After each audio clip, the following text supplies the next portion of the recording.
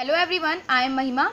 So, this is your English reader book of class 6, Glider, an integrated course in English. So, today we are going to start our new chapter, that is chapter number 1, The Clever Girl.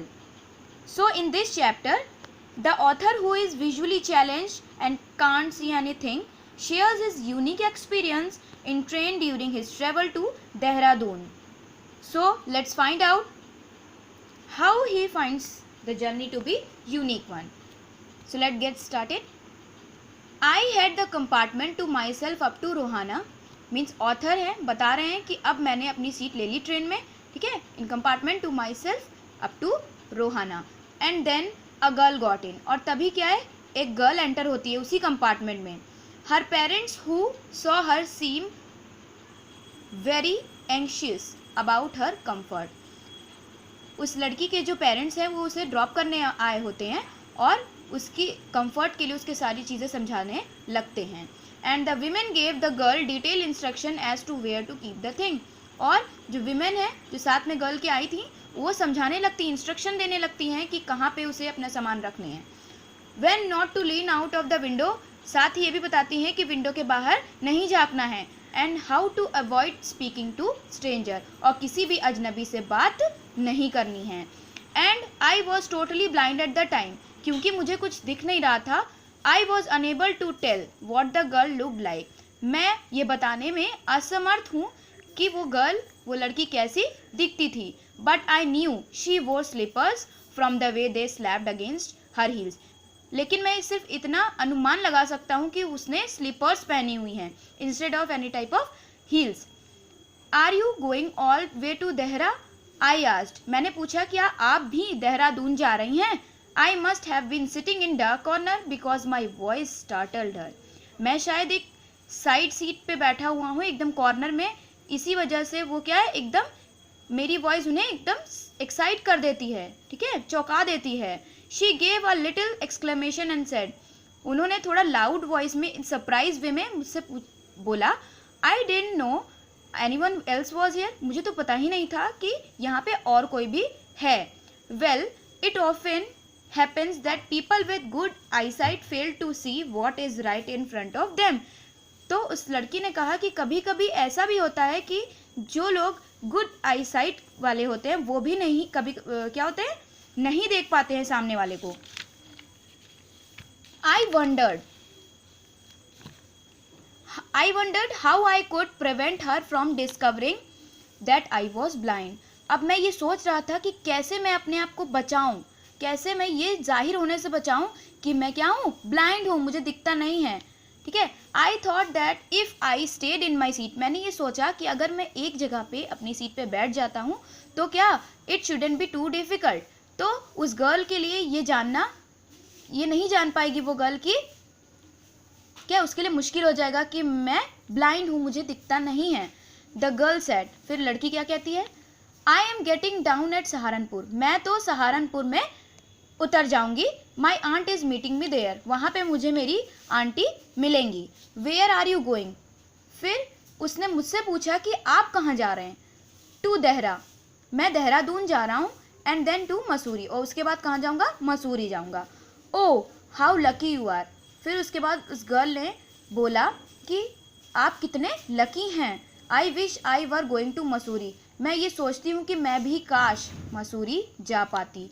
I love hills. मुझे hills means पहाड़ बहुत पसंद है.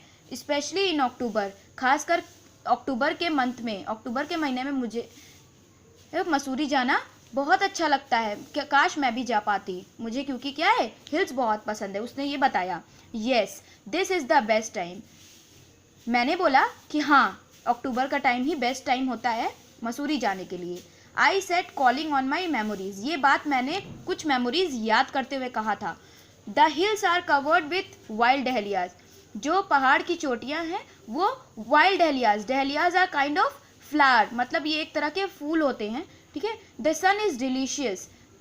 उस time जो sun है वो बहुत ही अच्छा प्रतीत होता है, बहुत अच्छा लगता है. And at night. और रात के समय you can sit in front of log fire. आप क्या कर सकते हो, लॉग फायर के सामने बैठ सकते हो, ठीक है.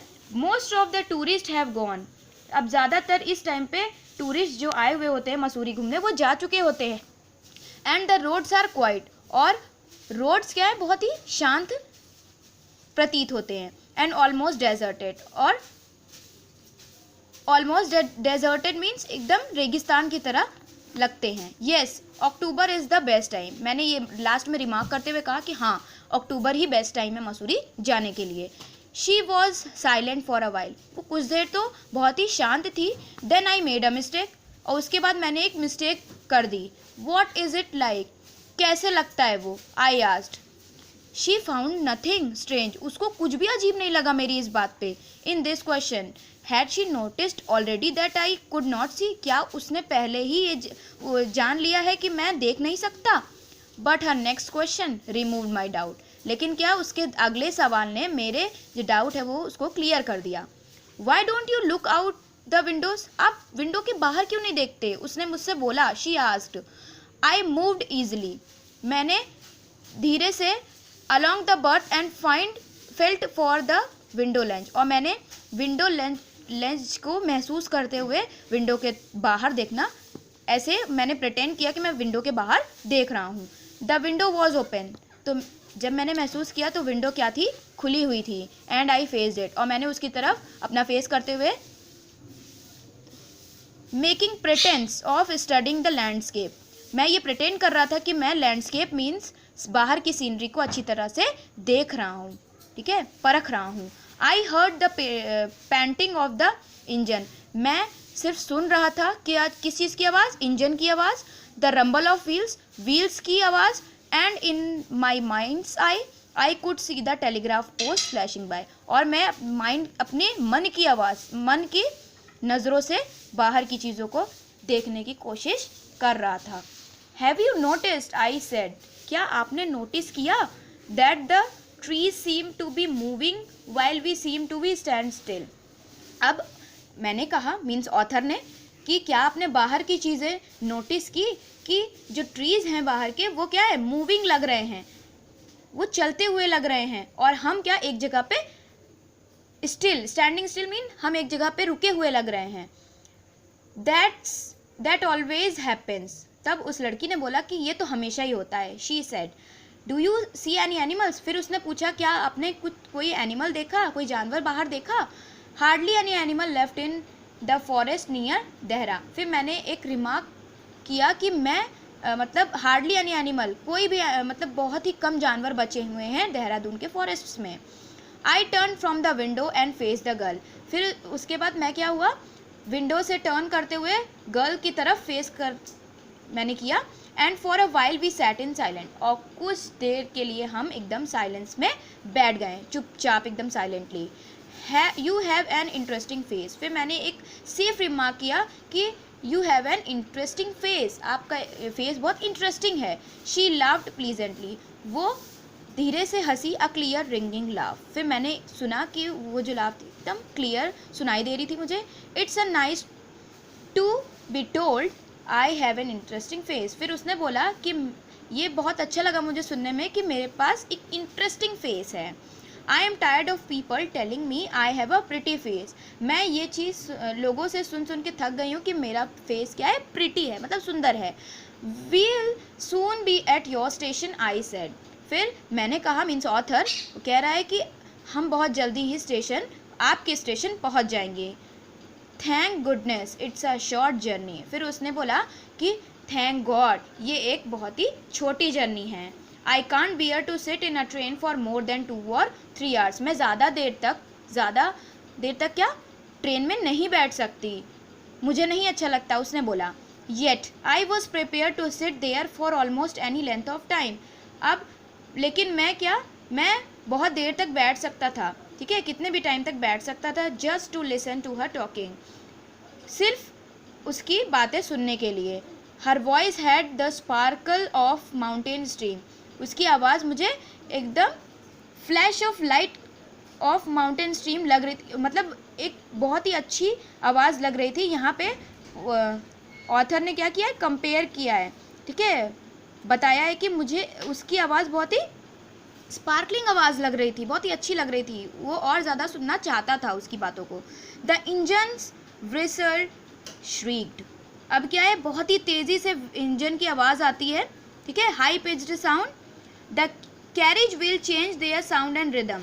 अब क्या, जो व्हील्स है उन्होंने अपनी साउंड और रिदम चेंज कर दी थी, क्योंकि अब उसका स्टेशन आने वाला था, तो उनकी जो साउंड और रिदम है वो क्या है, चेंज हो जाती है व्हील्स की. The girl got up and began to collect her thing.